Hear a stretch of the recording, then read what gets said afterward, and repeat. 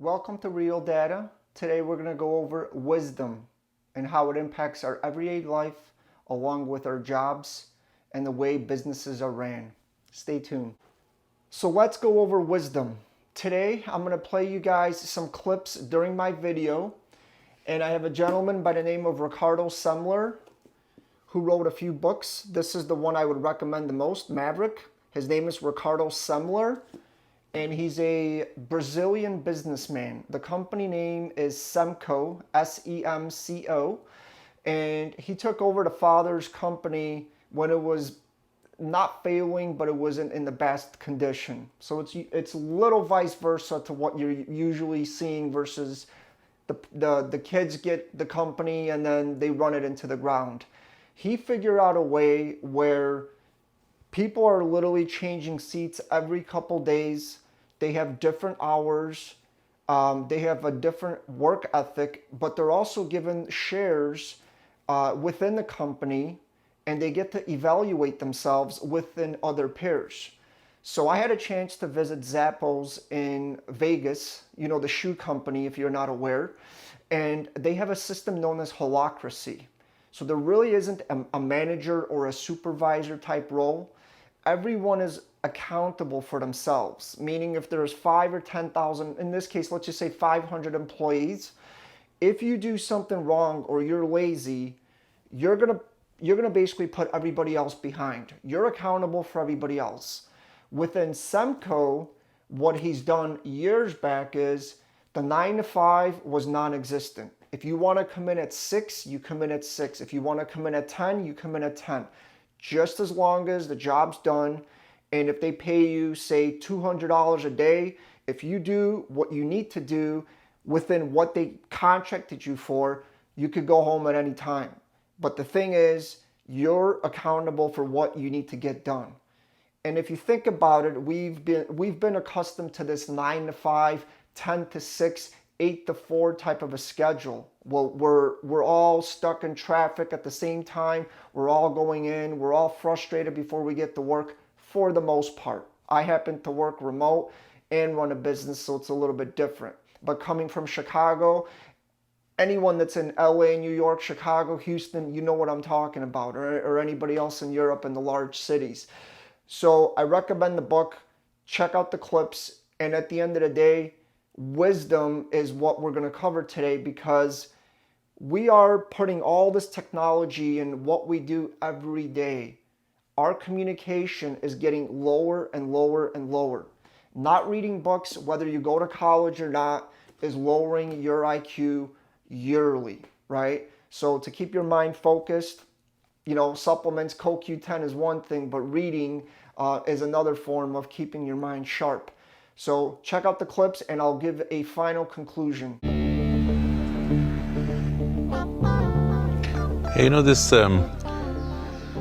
Pink Floyd song, it brings two different things to my mind. One of them is that when you think about the guitar player David Gilmour and you think about the variations, and that sounds just like him. Everybody else has guitars and millions of people play guitar, but when you hear that sound that way, it could only be him, David Gilmour, which reminds me, when you think about a piano as well, that has 88 keys, but it has an infinite, it doesn't have a certain amount, it has an infinite amount of permutations.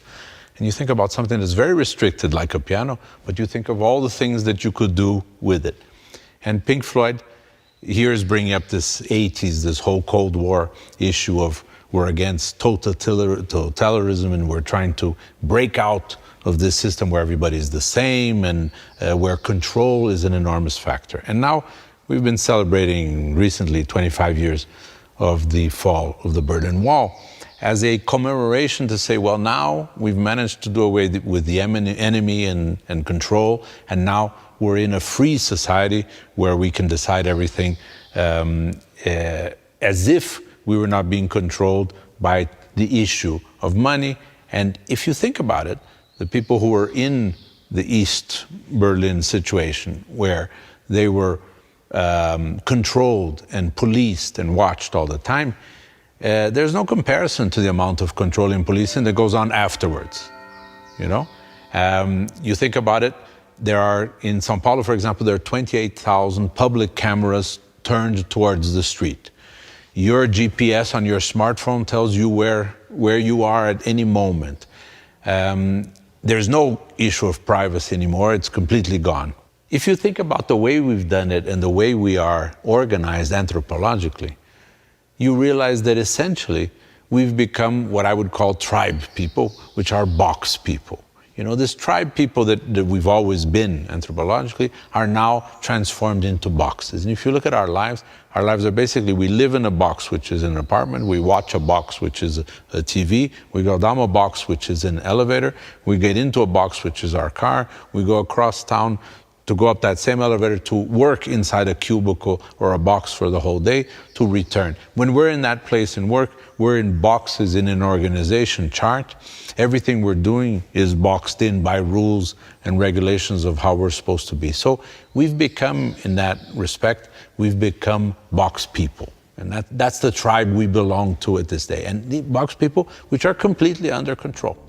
You think about the rationale of one day we'll be watched and looked, etc., and we don't know who's looking when, we're already there. This is the way our life is.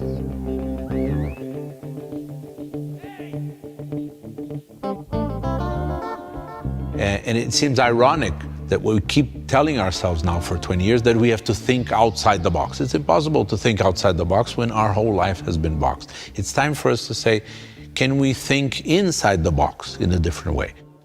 When you think, I have to go on vacation and I'm going to do a safari in Africa, or I'm going to do something crazy, exotic, etc. And then as soon as you come back, you're back in the box, back in the elevator box, back in the cubicle box, etc. So it's relatively useless. So we've come from that era, and we have not gotten accustomed to doing and making changes and thinking inside the box for a change, and realizing that our freedom is probably already available to us inside the box. And that's something that I think we haven't realized as people. But why do you think that companies send their people to all kinds of courses to think out of the box? I think they realize that when they say, here are the rules and regulations, here's what time you have to come, here's where you're going to be in 5 years' time, etc.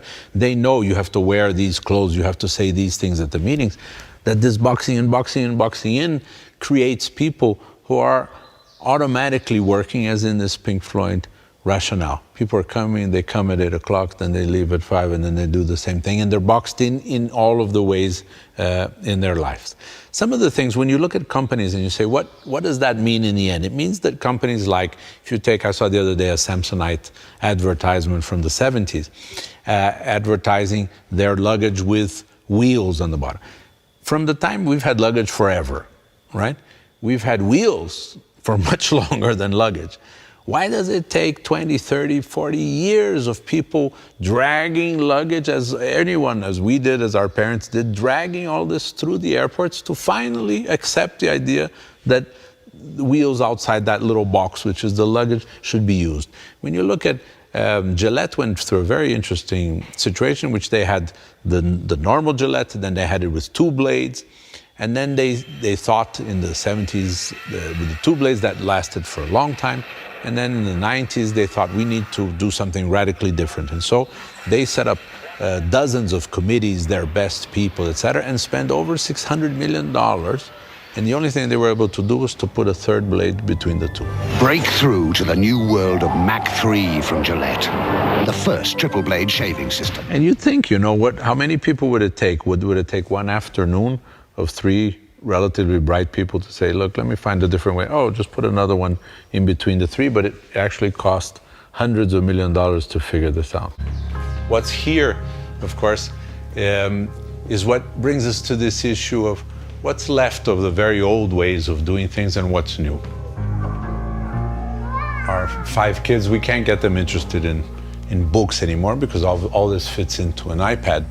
But when you think about how you bring this to organizations as well, the companies today, if you compare them with 100 and something years ago, you had the phase of the robber barons. You had Vanderbilt and Carnegie and Rockefeller and so forth, people who were creating completely new technologies, such as railways across the US or electricity, which wasn't there at all. And you think about that. What did these people, these heads of these tribes, of these companies, what were they doing? In many respects, as soon as they had that technology out there, the next thing they tried to do was to monopolize it and to create cartels and to hold it for themselves and to eliminate competitors at any cost and so forth. Today, 100 and something years later, when you think about what the technology companies are doing and being accused all the time, people trying to break up Google and Apple and so forth, and Bill Gates so many times accused of monopoly and of hard tactics and strong-arm tactics to keep. This is really just a modern version of the robber barons, because there's no difference between the railroads and the web. There's no difference between electricity and a Google search. These are just completely new technologies that disrupted, but that very quickly came into the hands of very few people. And so today you have a situation where 6 of the largest companies in the world are equivalent to the 60 poorest countries in the world, which really don't matter anymore. If you say, look, the 60 poor countries in Africa and Micronesia and so forth that no one has heard of or that know about, and you say, look, 40% of them are dying, or people's average living age is 33, it says nothing to us. We just say, what a shame, you know. But then we go on to do something next, and that's the way it was also in the times of the robber barons, in which these technologies came.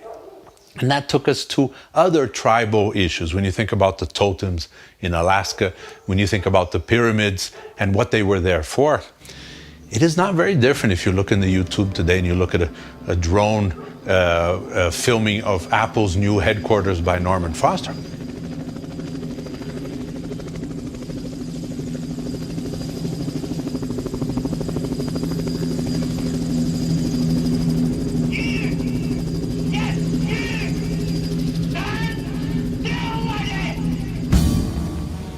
So you're seeing a $5.1 billion building by the company that's supposed to be the most mobile company in the world, with the most stationary situation in the world, which is to bring in thousands and thousands of people on the idea that they will interact. But it's the size of 100 soccer fields. The chances that these people are actually going to meet and talk, we are back to our tribal issue, which is we don't interact with more than a half a dozen or 10 people, any of us. And that is our tribal size. That's the way it was in the caverns, in the caves. That's the way it is when we play basketball or football. That's the size of a religious group. That's the size of a army battalion. And in organizations, it's the same thing. We can organize around 1,000 groups of 10 people, but we cannot organize around 10,000 people in one monstrous building that Apple has in the middle of nowhere. It's just a demonstration that there's just an enormous excess of money there. It would only make sense to have Steve Jobs buried in the very middle of it, and then you have a pyramid, you know. If you did just that last little bit and you had a sarcophagus for Steve Jobs, you would have solved the problem as they solved it 3,000-4,000 years ago. And so it doesn't have to do with the business. It doesn't have to do with producing anything of any sort. It has to do with these insecurities that we have as humanity, which are basic tribal insecurities. I was looking here at the Chrysler building, for example. When you think about this, the Chrysler building was a tremendous architectural statement. These were based on the wheels of the cars of Chrysler, and Chrysler was a tremendous company. Look at the power of that in the middle of New York City. But Chrysler doesn't exist anymore. A long time ago, as a company, is irrelevant as a company. But the building is much more important now than the company. And the fact is that this will stay for a while. When you think about the Polaroid building, where's the Polaroid machine? Camera. But the Polaroid building is beautiful. And so you go back and you think about the Versailles Palace, or you think about any of this, and you realize that people are much more connected to the ego issue of who's important, who decides alone what the headquarters looks like. And of course, that's not wise. And it wasn't wise for Chrysler. It wasn't wise for Louis XV in the Versailles either. You know, it wasn't wise for any of the people who were in those pyramids. The monarchy that today reigns over the world is that of cash. It's King Cash. And the slogan is, cash is In king. conclusion of this video, I wanted again to talk about what you just saw, what I covered in the beginning, and wisdom. We see so much miscommunication these days, and I have a list here. I don't want to, forget some stuff. First and foremost, I'm going to go through, we go into banks. So anybody that's my age, you remember in Chicago, we used to have LaSalle Bank back in the day.